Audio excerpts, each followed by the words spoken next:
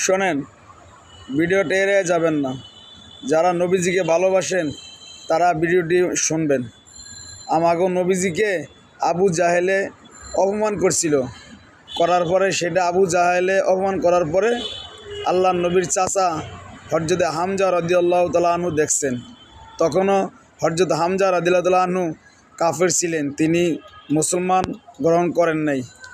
যখন তার বাতিজা আমাদের প্রিয় নবীজিকে মারছে আবু জাহেল, তখন হামজা রাদিয়াল্লাহু তাআলা আনহু সহ্য করতে পারেন নাই।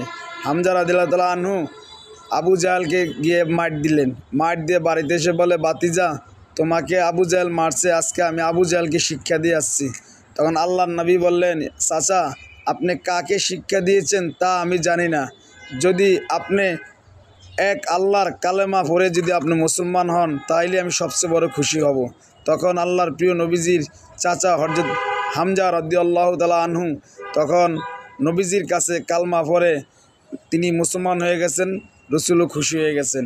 দেখেন ইসলাম কাকে বলে।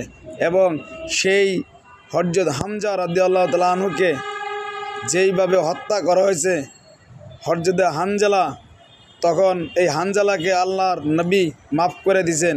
যেই চাচাকে এত নির্মমভাবে শহীদ করেছেন, হানজালার কলজাকে চাবায়া চাবায়া এই হানজালা খেয়েছেন, তখন হানজালা মুসলমান হন নাই, হানজালা তখনও কাফের ছিলেন।